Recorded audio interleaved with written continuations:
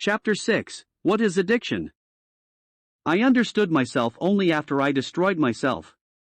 Only in the process of fixing myself did I know who I really was. Saad Andrea Zabala.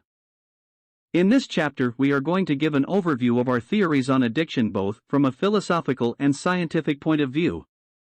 This information is based on years of experience of people in recovery, recovered people, and the science of addiction. What exactly is an addiction? The first thing that we should define is what exactly we consider an addiction. This can help individuals decide whether or not they feel as though they have a problem they need to address.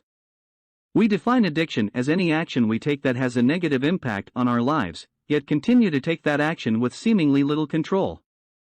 By definition, this is negative karma, actions that have negative impacts on our lives and the lives of those around us. It could be said that the real question is not what an addiction is, but why we continuously, seemingly obsessively take the action of acting out our addiction. It seems to be a form of insanity.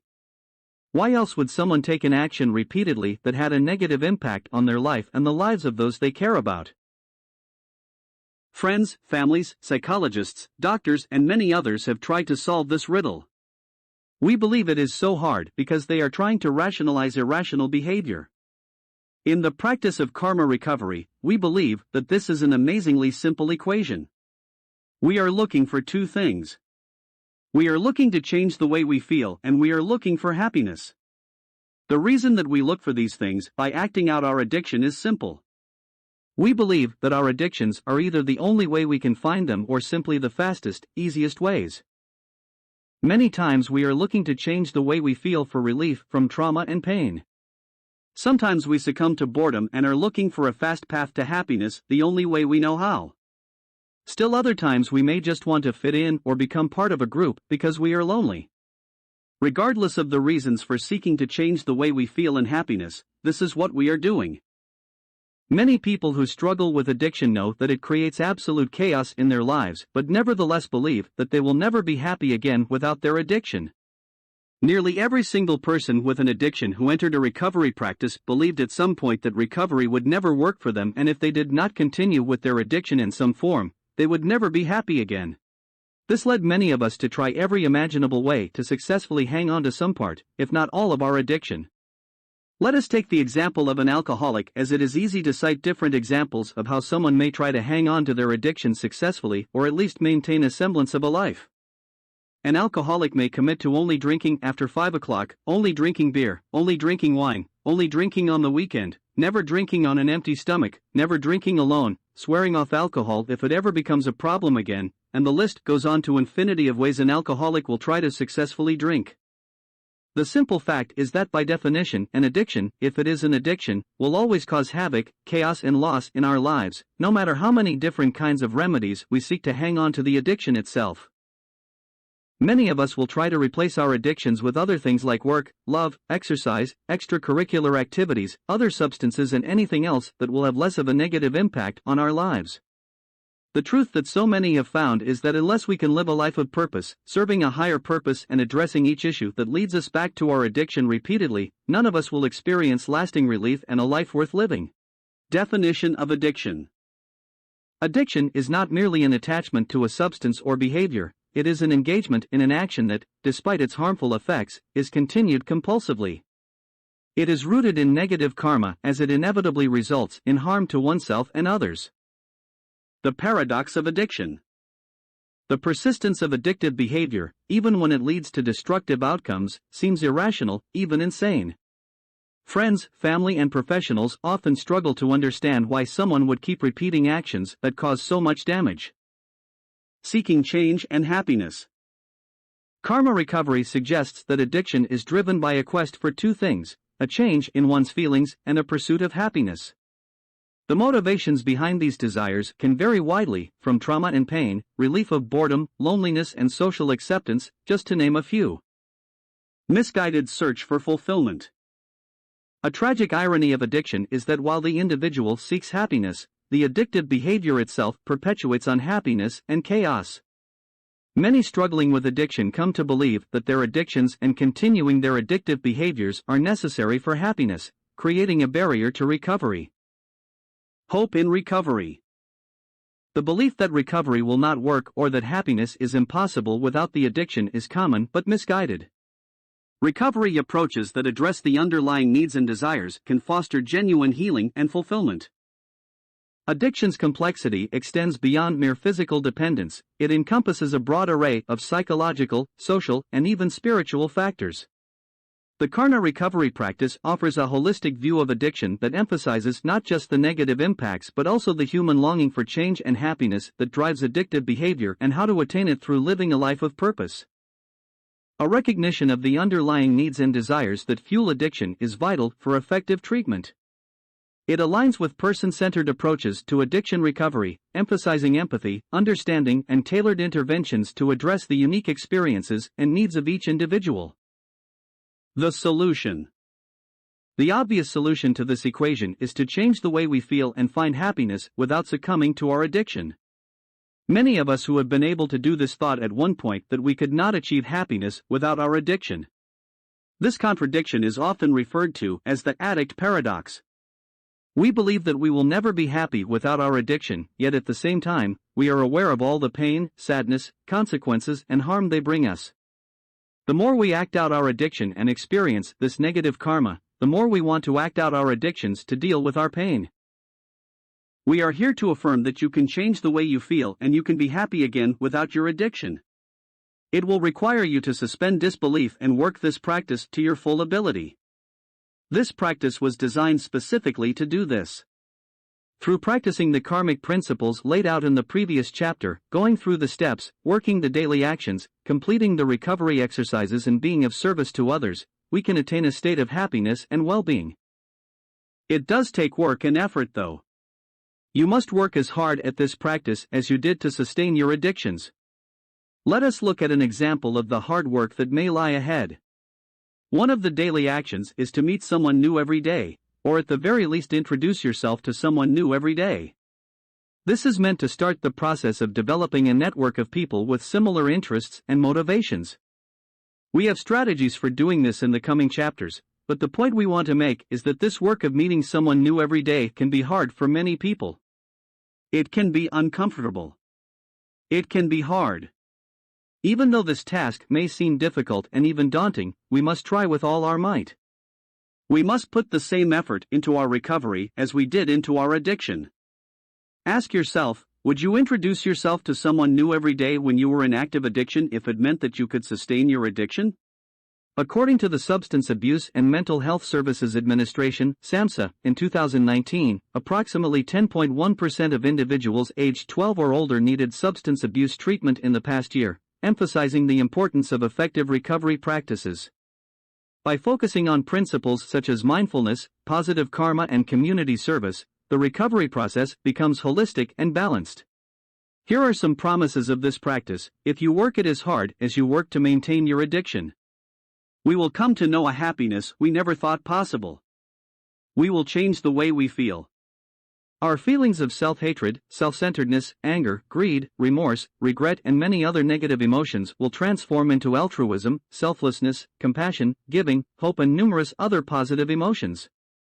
Just as we work to maintain our addiction for years and even decades, it will take effort to make this transformation happen, but it will be a fraction as hard, take much less time, have no consequences, offer huge benefits, and make life worth living. We are responsible for our actions, but through actions of building positive karma, we can attain a life unimaginable to most of us at the outset. Why do we act out our addiction in active addiction? When we are in active addiction, our choices are often restricted. Due to the psychological and biological impacts of substances, we may find that we have little control over our behavior. In these situations, an intervention is almost always needed because of the physical addiction. Due to the physical addiction, our decision-making ability is almost reduced to nothing other than the desire to fulfill our physical craving. Whether initiated by friends and family, hospitals, or the legal system, a person in active addiction generally will not stop until some external event or intervention occurs because of this physical addiction. According to the National Institute on Drug Abuse, NIDA, addiction is a complex and chronic brain disease, influenced by genetic, environmental, and developmental factors. It is characterized by compulsive substance seeking and use, despite harmful consequences. Interventions often play a vital role in encouraging or compelling an individual to seek treatment, a fact recognized by medical professionals and addiction experts alike. This treatment, whether it be a hospital, detox facility, or unfortunately for some, a jail cell, provides the needed detoxification from substances. It provides the period of absence needed for the physical addiction to subside and some semblance of decision-making capability to return. It is at this point that we once again become truly responsible for our actions and have some form of control over our future. Even before this point, many of us are afforded a choice of seeking treatment by loved ones, and this is a choice. As mentioned, in this practice we chose to focus on when the power of choice has returned through a period of abstinence and a reduction in physical addiction. However, we feel it is an important topic to discuss for those battling addiction and loved ones that may be reading this text. Until there is a period of abstinence from addiction long enough to reduce the physical dependence, there is little hope for recovery and little control a person has over their addiction. The karma recovery practice chooses to focus on how to prevent a person from once again succumbing to addiction after a period of abstinence from it. We concentrate on how to halt the irrational behavior of returning to the addictive behavior that has caused so much devastation. Recognizing the destructive cycle of relapse is paramount. The National Institute on Alcohol Abuse and Alcoholism, NIAA, notes that relapse rates for substance use disorders are estimated to be between 40% and 60%. This alarming figure demonstrates the critical importance of robust and continual support in preventing the recurrence of addictive behaviors. By integrating mindfulness, a focus on positive karma, and a network of supportive practices, as well as people, karma recovery provides a practical pathway to not only recovery but sustained well-being and fulfillment. You will hear us state repeatedly, in many different ways, that the best path to a life free from addiction is a life of purpose, a life serving a higher purpose. Why do we act out our addictions in recovery? When a person has had a period of abstinence from addiction, generally, one of two things has happened when they enter back into the addiction cycle. In the first scenario, their lives have improved, marked by feelings of wellness, new job opportunities, achieving goals, and an overall sense of life betterment in recovery. They think that if they once again act out their addiction, this time will be different. What happened before won't happen this time. In the other scenario, life has seemingly worsened, characterized by isolation from old friends, feelings of loneliness, boredom, and general dissatisfaction with life. Things may not be getting better at the pace they want. Consequences of previous actions may have taken place since they began their sobriety. In either of these scenarios, we may be tempted to act out our addictions once again because of a desire to change the way we feel and pursue fleeting happiness. From a cognitive science perspective, this is consistent with how our brains are wired. Our brains are naturally inclined to avoid pain, and we know that acting out our addiction can offer immediate, albeit temporary, relief. Research in neuroscience indicates that our brains often prioritize short-term rewards over long-term consequences, a phenomenon observed in addictive behaviors. We may rationalize that the immediate pleasure is worth the potential risk, telling ourselves that the negative outcomes may not happen or we can manage it better this time. In many respects, our brains function like calculators, assessing risk versus reward. When you speed through a stoplight, for example, you are weighing whether reaching your destination quickly is worth the potential risk of an accident. However, addiction can disrupt this calculus. In active addiction, the perception of risk and reward becomes skewed, leading to choices that prioritize immediate satisfaction, even at great personal cost. Even after a period of abstinence, this calculus can be skewed because, as studies show, our brains prioritize short-term pleasure over potential long-term consequences.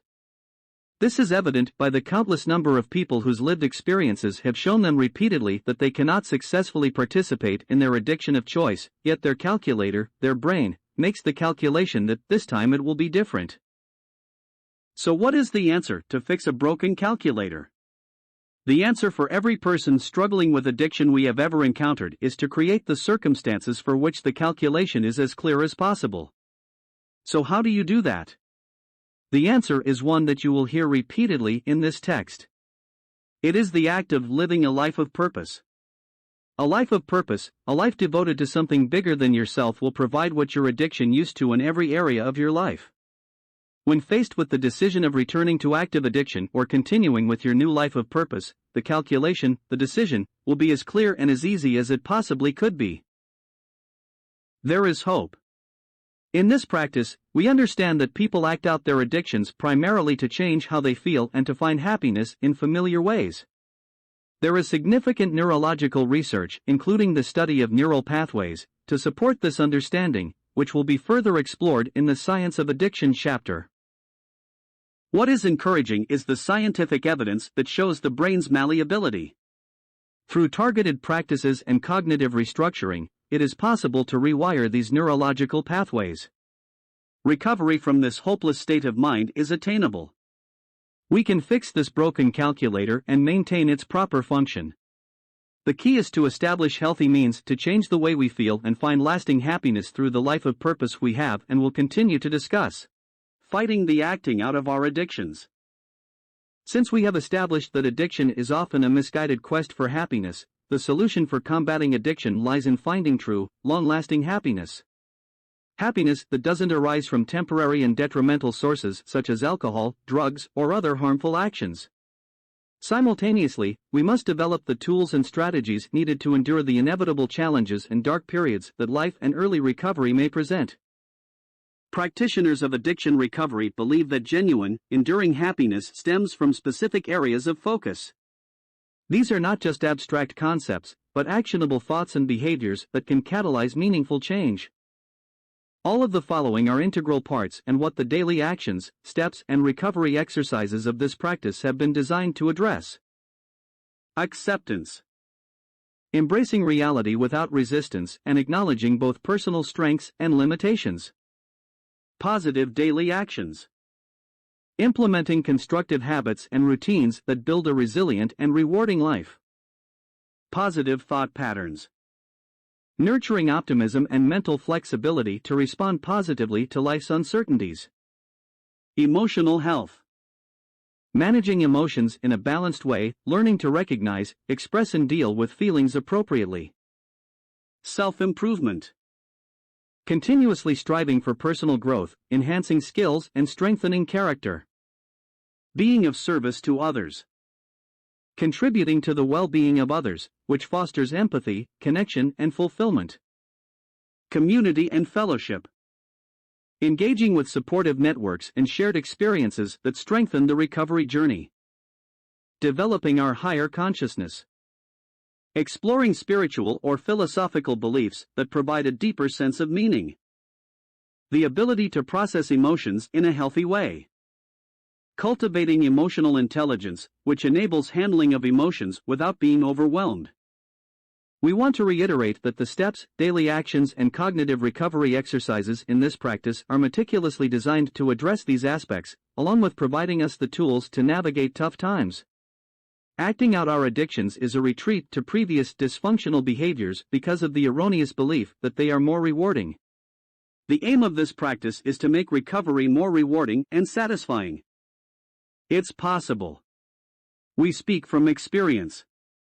It takes time, commitment, and effort, but transformation will happen. If you find yourself doubting whether this approach will work for you, fearing that you might never be happy again without succumbing to addiction, know that you are not alone. Many who have recovered from addiction have shared these fears.